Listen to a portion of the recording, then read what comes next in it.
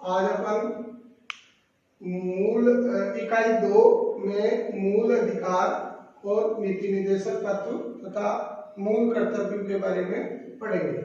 तो सबसे पहले मूल अधिकार। मूल अधिकार भारतीय संविधान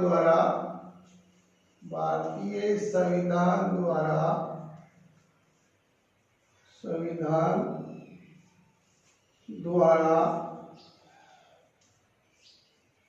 प्रदत्त या दिए गए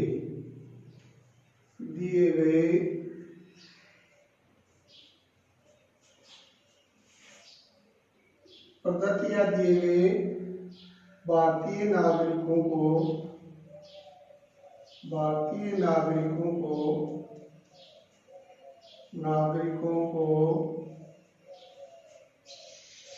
वे अधिकार हैं जो उनके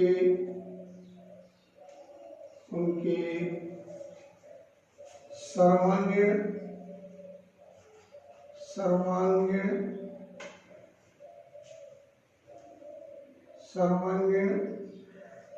विकास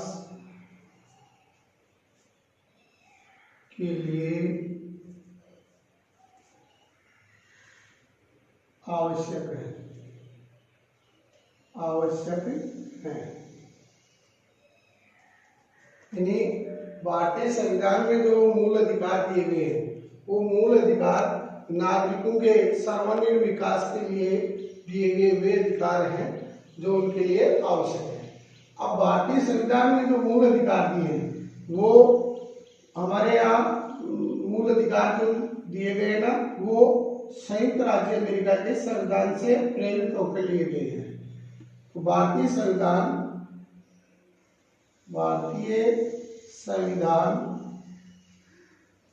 में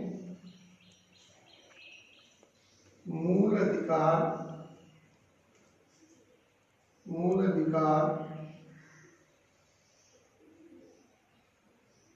संयुक्त राज्य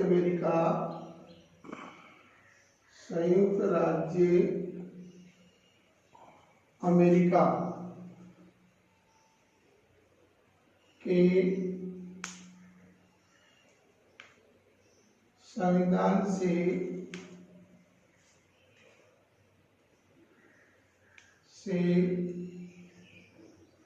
लिए गए हैं।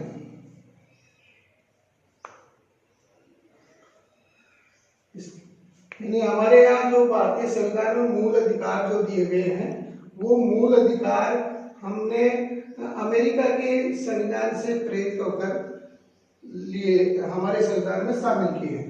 अब भारतीय संविधान में या भारतीय संविधान के भाग 3 में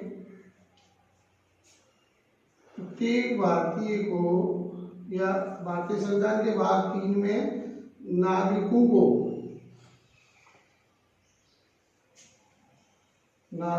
को दिए गए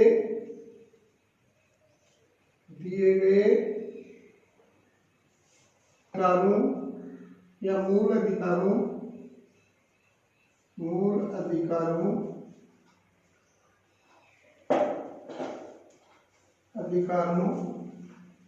का उल्लेख किया गया है।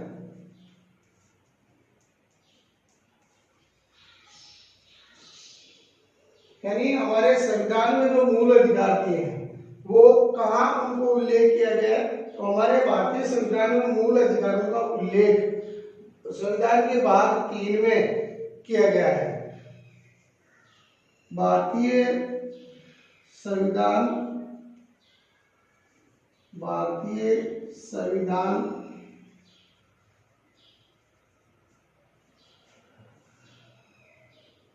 के भाग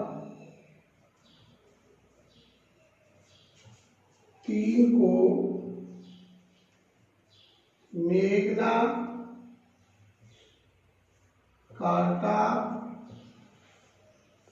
भी कहा जाता है, कहा जाता है। तो अपन ने देखा कि भारतीय संविधान के बाद 3 को मेघना कार्टा भी कहा जाता है।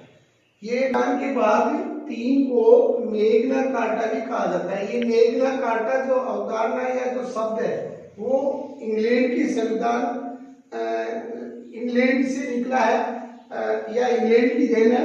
तो मेघना कार्टा शब्द, मेघना कार्टा शब्द इंग्लैंड की देन है,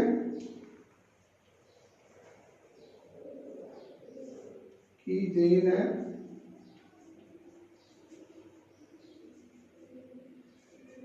इंग्लैंड में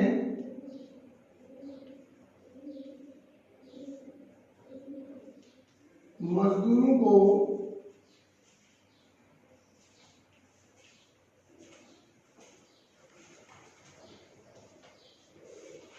कुछ अधिकार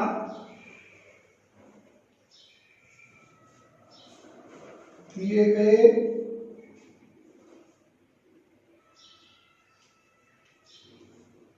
उन्हें ही मेघना कार्टा कहा गया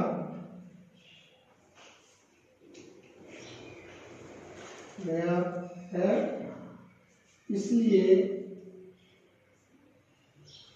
हमारे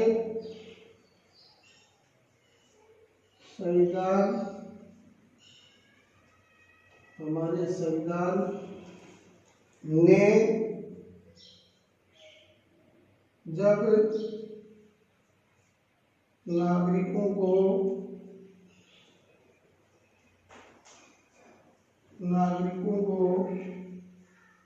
मूल अधिकार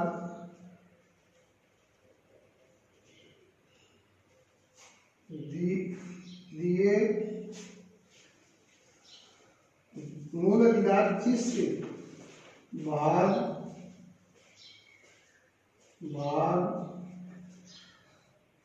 में उल्लेखित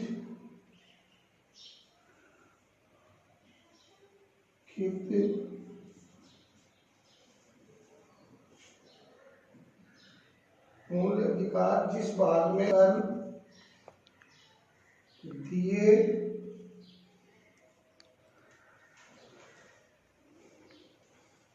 तो उस भाग को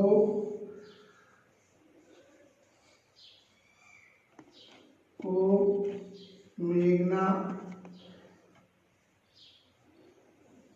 कार्टा कहा गया।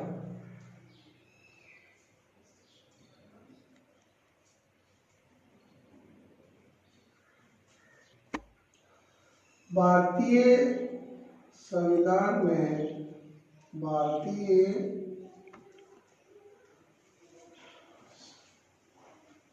संविधान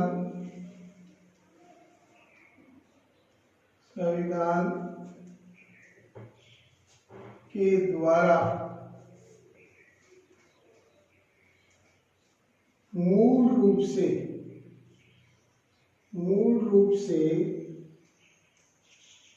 या मूल संविधान भारतीय संविधान के द्वारा मूल संविधान में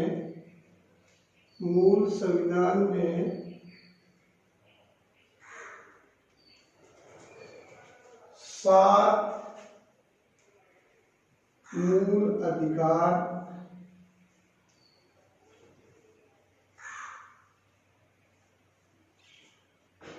दिए गए थे, किंतु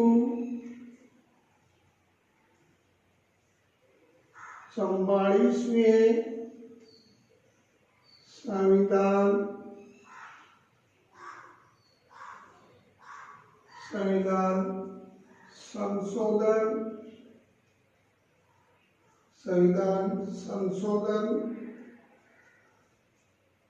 1978 द्वारा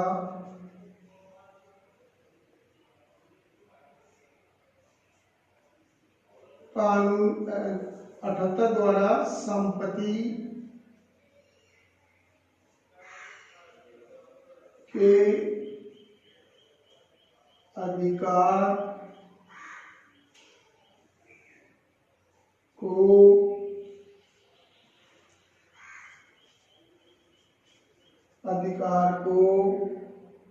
मूल अधिकारों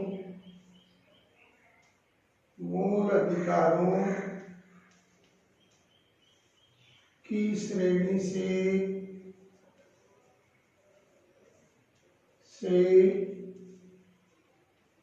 हटा दिया गया है,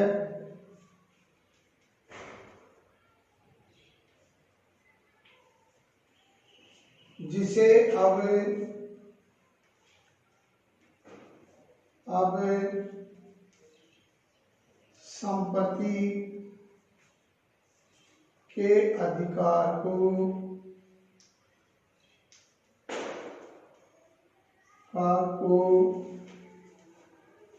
अनुच्छेद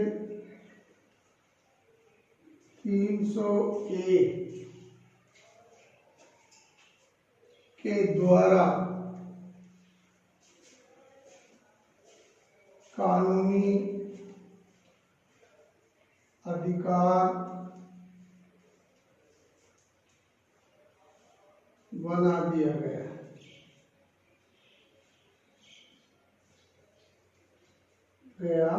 है। देखो प्यारे विद्यार्थियों, भारतीय संविधान द्वारा हालांकि मूल भारतीय संविधान में 7 मूल अधिकार प्रत्येक भारतीय को दिए थे, लेकिन 44वें संविधान संशोधन अधिनियम 1978 द्वारा जो संपत्ति का अधिकार था ना, उस अधिकार को मूल अधिकारों की श्रेणी से हटा करके अब इसको केवल संपत्ति के अधिकार को केवल कानूनी अधिकार बना दिया गया।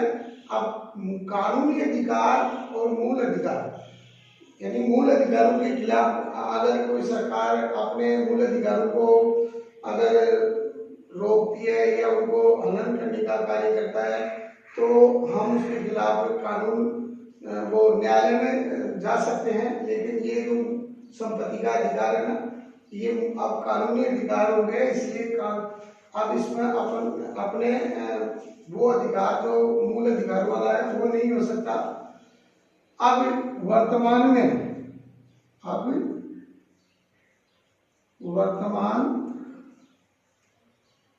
में प्रत्येक भारतीय नागरिक को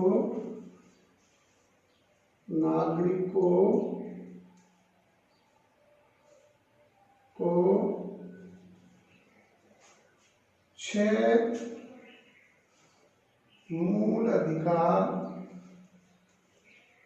मूल अधिकार प्राप्त है।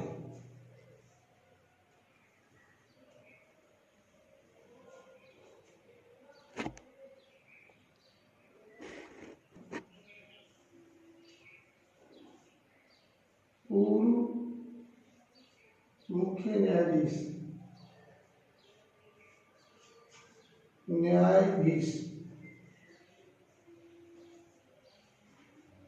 ने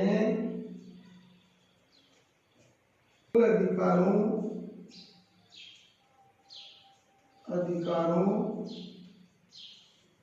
को प्राकृतिक अधिकार कहा है। इसी तरह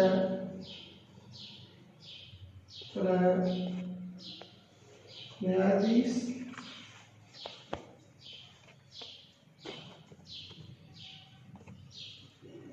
स्प्रू में इनके उद्देश्यों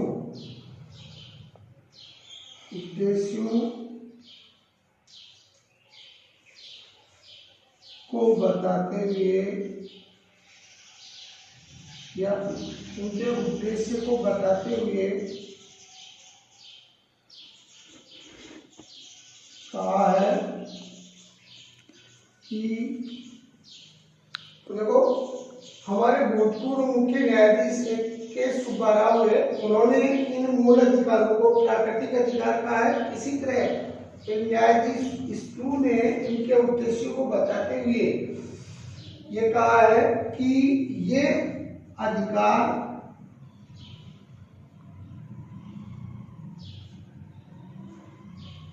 नागरिकों में समानता,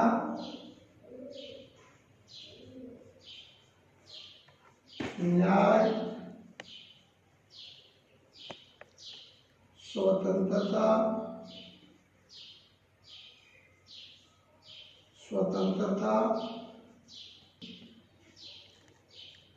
का भाव जागृत कर उनमें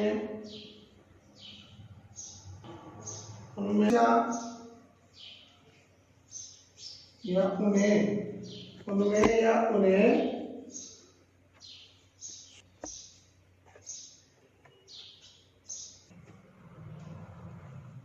अब अपन भारतीय संविधान के अंदर मूल अधिकारों का जो उल्लेख भाग 3 में किया गया है, उसके अंदर है संविधान के अनुच्छेद 12 से 35 में हमें 6 मूल अधिकार जो दिए हैं या जो वर्णित किए गए या उल्लेखित किए हैं, वो निम्न प्रकार से अपन विस्तार से पढ़ेंगे।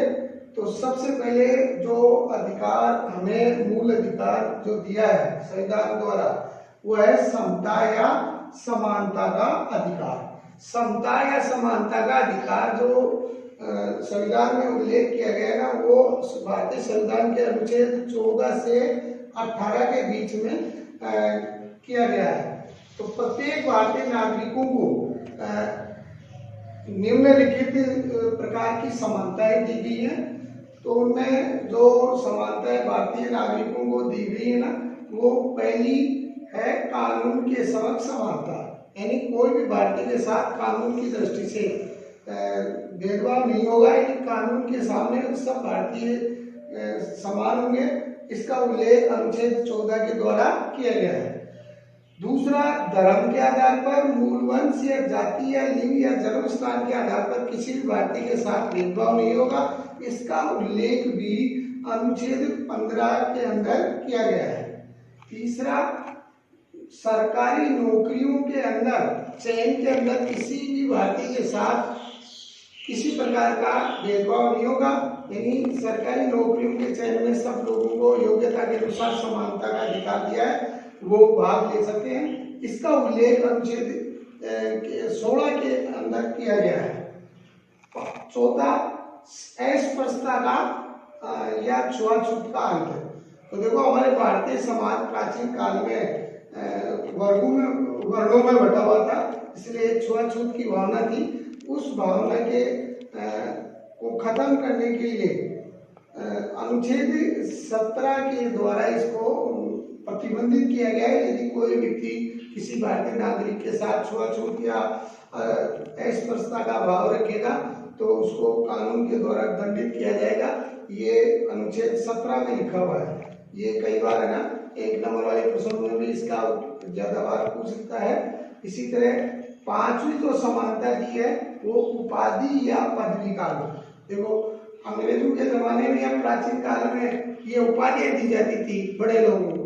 तो जैसे महात्मा गांधी को केसरी की उपाधि दी गई थी, है ना। इसी तरह सर रविंद्रनाथ टैगोर को सर की उपाधि दी गई थी। तो ऐसी उपाधियां आप कोई भी है ना नहीं दी जाएगी, केवल पढ़ाई में या डॉक्टरी वगैरह इन्हीं के अंदर है ना, शिक्षा के अंदर ये पदवी दी जाएगी। तो ये पदवियां देने की या उपाधि देने का जो प्रचलन था इसका भी अंत किया गया और इसका उल्लेख अनुच्छेद 18 के अंदर किया गया है।